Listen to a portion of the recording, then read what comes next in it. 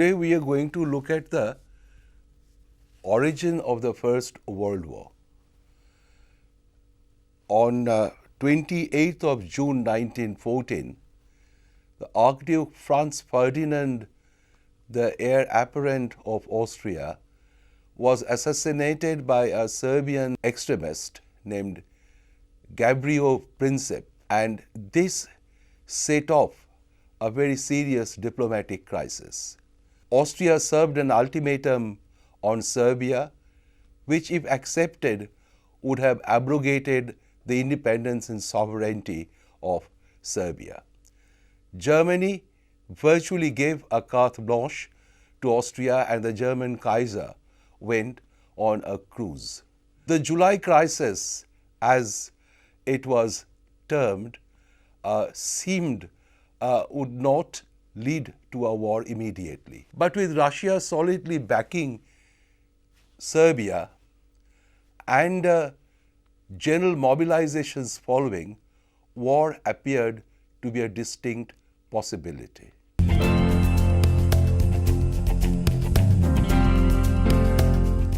In the event, Austria declared war on Serbia at the end of July. On 28th of July, Russia ordered general mobilization on the 30th of July, and Germany followed on the 31st. Germany declared war on Russia on 1st of August and on France on 3rd of August. A mood of anxious excitement prevailed in Paris. On 31st July, Jean Jaurès, who was a socialist leader in France and had been won over to the cause of war, which the socialists consistently opposed in view of the need to fight an autocratic Germany, was assassinated by a right-wing activist. And this was seen as the source of a major crisis in France. When Germany declared war on Russia, France was obliged by her alliance with Russia to join the war. The Austrian socialist leader Victor Adler said, I'm quoting him, "War unchains instincts, all forms of madness," unquote. Britain entered the war on 4th of August as the Belgian neutrality was violated by the German execution of what was known as the Schlieffen Plan, that is, moving in a sickle-like movement through Belgium into France. And on 4th of August, Britain declared war on Germany. On 3rd of August, Grey, Sir Edward Grey, who had earlier tried to negotiate a settlement, looked out of the windows of his Foreign Office and commented, I'm quoting him, "The lamps are going out all over Europe. We shall not see them lit in our lifetime," unquote.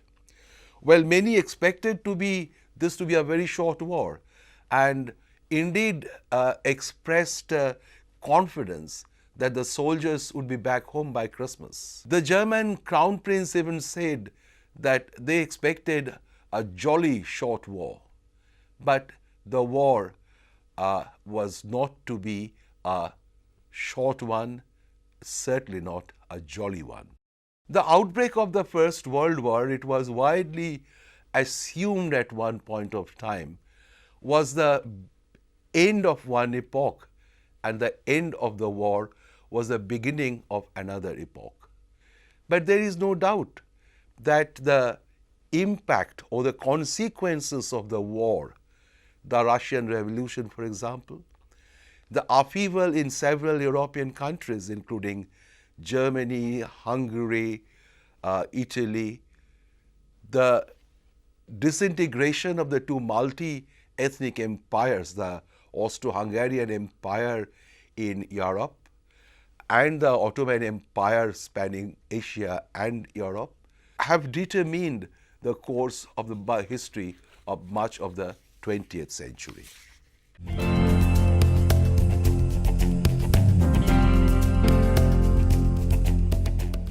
To begin with, there was the need to apportion the blame to someone who was seen to have caused the war. The result of the war facilitated this in a way because Germany was defeated. But even before the war, Lenin had dubbed this, and the Bolsheviks had dubbed this war as an imperialist war. And Lenin, in his celebrated pamphlet, wrote that imperialism was the highest stage of capitalism.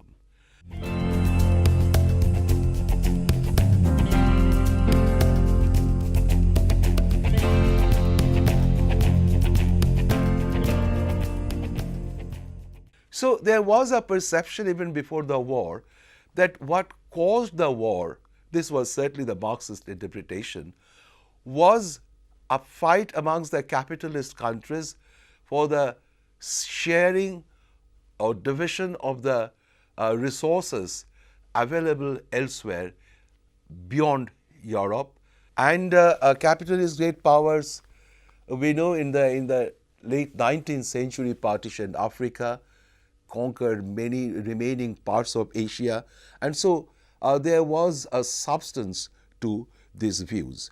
Indeed, after the revolution, the Bolsheviks did not continue to participate in what they dubbed as an imperialist war, and Lenin proclaimed his famous decree on peace, where they talked of a peace without annexations and indemnities.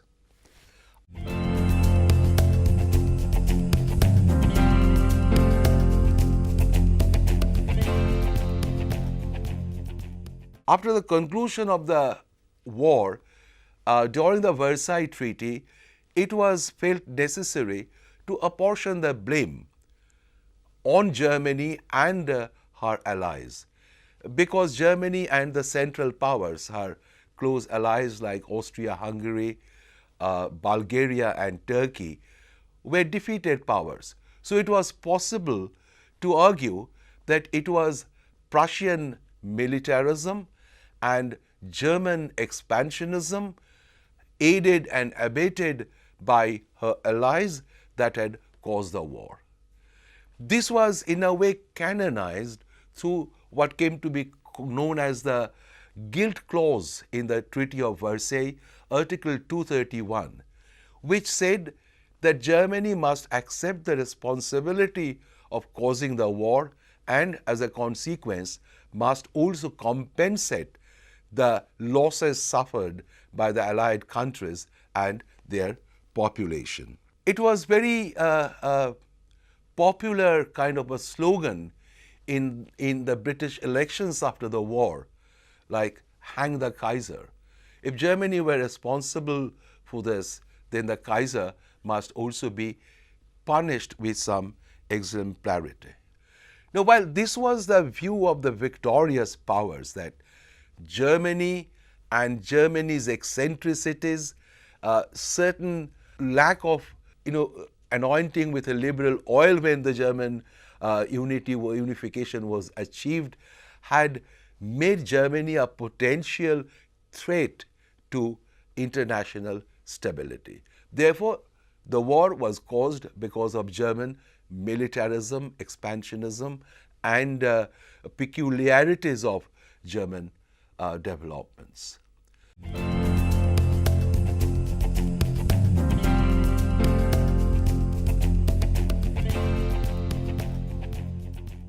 In contrast to this, or rather opposite to this, was the view of a good section of Germans, shared particularly by the Army High Command and the war veterans, and disseminated later among a larger part of the German population.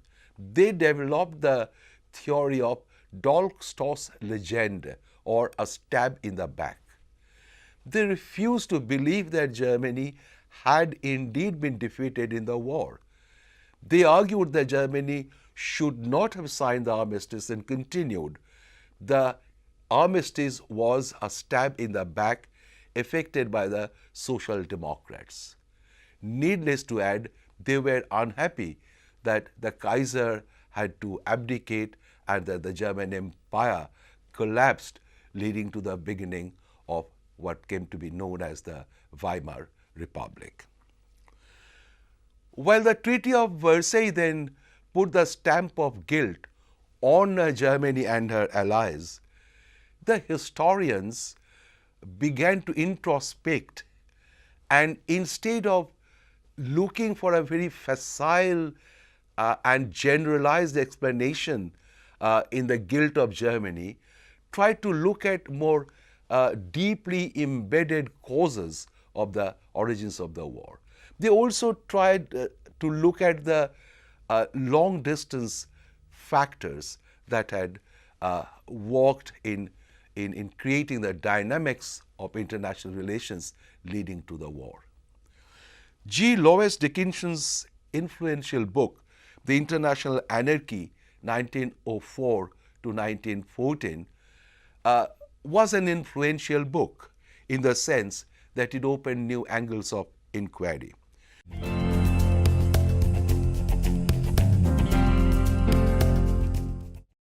The system of alliances divided Europe into two armed blocs, the Triple Alliance and the Triple Entente. And this prevented any war from remaining localized because the alliances involved a chain reaction in which the involvement of one power tended to drag the other powers into the war to make it a more general war.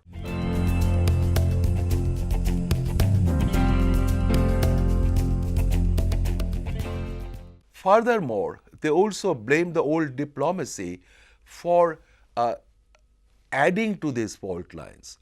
This diplomacy was secret. They were secretly negotiated and the terms were not made public. So in a way, the diplomats, by having recourse to what came to be known as secret diplomacy, committed their nations to an eventual and possible war without the knowledge of the people. Now, this view was lent credence later when President Wilson at the end of the war talked of open covenants of peace openly arrived at. Therefore, Wilson argued strongly in favor of what he called that diplomacy must always be conducted frankly and in full public view. The structure of international politics and fault lines inherent within this structure was suggested as another major factor.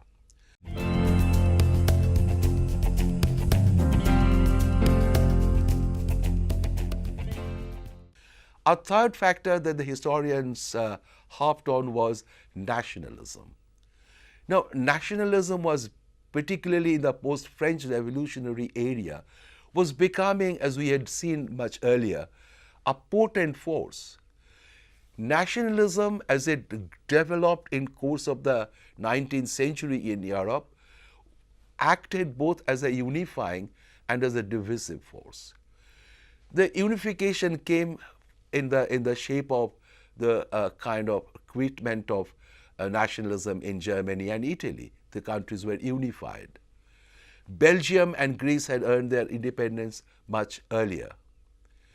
Later, there were different ethnic groups which lived under the Austro-Hungarian Empire, which was a multi-ethnic empire, and the Ottoman Empire, were also growing increasingly restive and looked for their own autonomous existence, for the right of self-determination, if not for downright independence. The situation in the Austro-Hungarian Empire and in the Ottoman Empire provided always a very potential cause of conflict. And indeed, in the late 19th century, particularly the situation in the Ottoman Empire had repeatedly led to breach of peace. And the Austro-Hungarian Empire was so very sensitive to the demands of national self-determination that they became almost paranoia about such demands and such movements. There was another aspect to nationalism as well. It was what increasingly came to be known as chauvinism, jingoism, etc. These were terms which were coined during this period. It related to even the nation states or national states using nationalism as a ploy to mobilize people. And it was in a way a competition among the nation states to carve out a larger space for itself. And this extreme heat that nationalism tended to create, mobilization, creation of a very radical and demanding public opinion, the role of the media, of the government, mobilization, increase of armaments, all these tended to create a situation which made maintenance of peace increasingly fragile.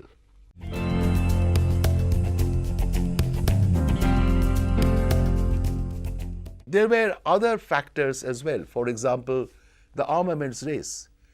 Now, this could be related to the fault lines within the international structure.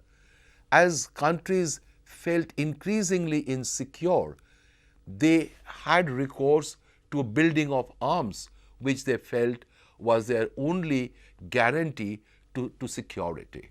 And this was reflected in the increasing military budgets of all the countries.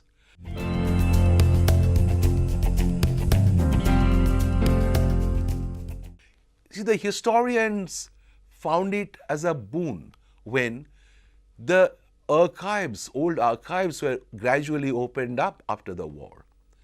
The whole process was started by Trotsky in Russia after the Bolshevik Revolution. The old Tsarist archives were open and they were against the older secret treaties. All the secret treaties of the Tsarist government had now become public property. The British and the French governments were embarrassed and they also started opening their archives. Even in Germany, Karl Kautsky was asked to compile the documents from the archives from Foreign Office, and the result was that about 39 volumes were published in 1927, and the title of the publication was called The High Policy of European Cabinets. So in the 1920s and the 1930s, historians got to know more and more about what happened before 1914 in international relations, in the negotiations among the powers, and got to know about the secret treaties as well. This changed their perspective gradually. Historians now had different questions as well, and they had a whole new material before them to use to ask these questions or find the answers to these questions.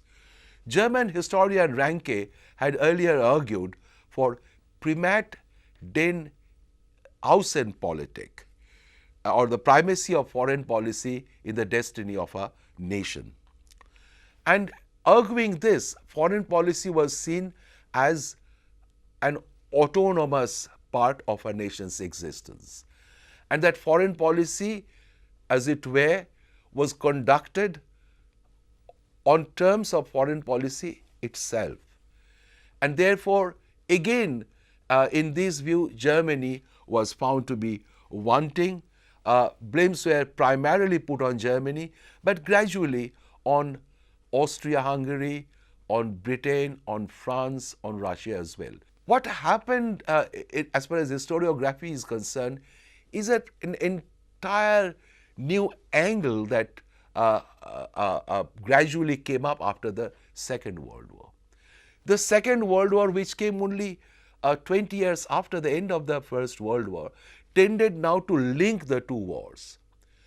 Particularly the question of German guilt was rekindled, and it was even easier now to apportion the blame to Germany because of the phenomenon of Hitler, his aggression, the Holocaust, and the decimation of millions of Jews.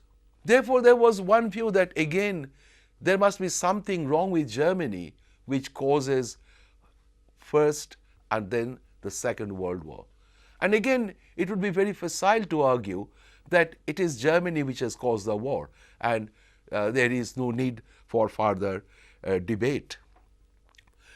On the other hand, there grew a group of historians who tried to also look at the internal dynamics of foreign policy of a country. As opposed to Ranke, they would now argue for primat den Innenpolitik, primacy of internal history. And a very forceful author was Fritz Fischer in Germany. He wrote his first book, Germany's War Aims in the First World War. Now, he also argued for Germany's responsibility, but from a different angle altogether. He showed that the Germany did have annexationist aims in the First World War, but he suggested that Germany deliberately went into war in 1914 in order to win their short-term goals or objectives, and they had expected this to be a short war.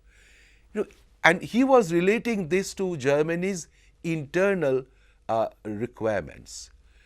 And other historians like David Kallio had also talked of the political economic roots of, for example, Bismarck's foreign policy.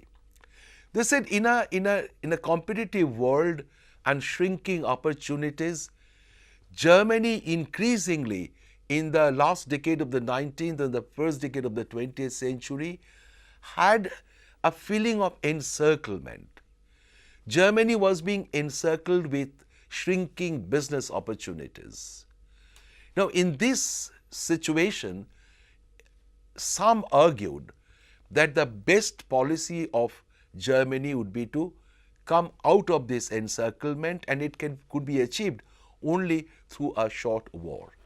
The Weltpolitik or world politics that Kaiser William II had initiated was a part of this urge. The Germany needs to go out and play the role of a world power if Germany's greatness as a power, if Germany's achievements as an economic power were to be preserved. Fischer continued his argument with a second book called The War of Illusions. He argued that this is the illusion from which German High Command suffered, and Germany was able to co-opt everyone into this, and here probably that extreme nationalism or chauvinistic tendencies probably played a part or a role. Later, James Jones, in his Origins of the First World War, tried to understand these reasons together and kind of synthesize this. Now, it would seem that all these factors had a role, as has been suggested over the last century, had contributed something to the commencement of the war. The gentlemen who took the decisions during the final crisis were often, more than they realized, limited in their choice. They were hamstrung by decisions that their governments had taken earlier.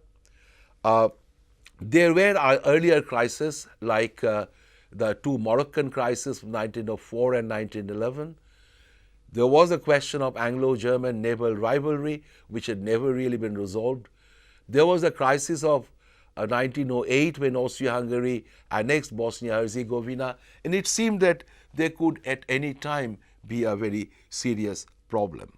In this way, we finally see that there was a kind of conjuncture of different events. Jingoism again was almost common in all the countries of Europe. We have an example in Britain, for example, from the 1980s, when a couplet became famous. We don't want to fight, but by Jingo, if we do, We've got the ships, we've got the men, we've got the money too.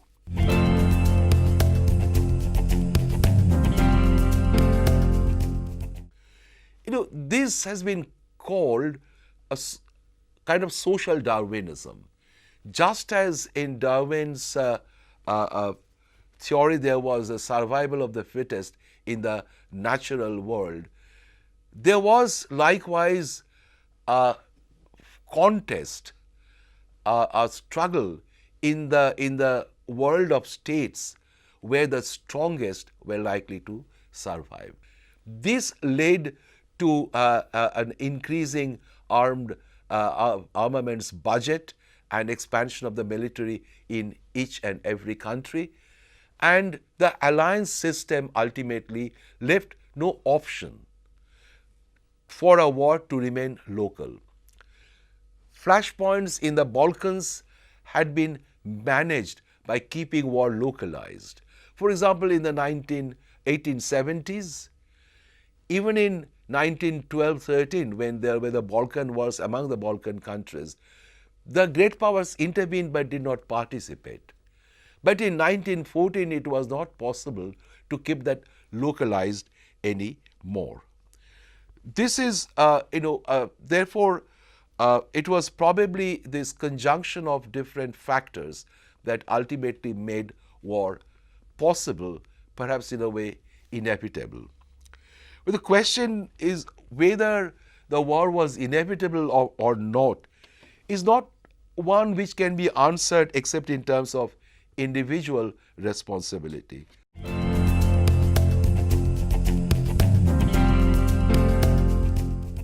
A study of individual decisions of 1914 and the limits within which they were made shows that the consequences were not what were expected.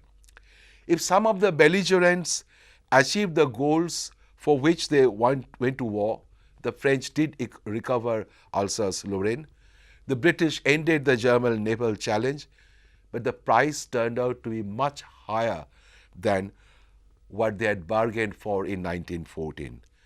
And those countries with even more ambitious ones, like the German drive for world power, etc., the Russian drive towards Constantinople, Austria-Hungary's desperate bid to keep their ramshackle empire intact, found that their ambitions had turned to defeat and ruin.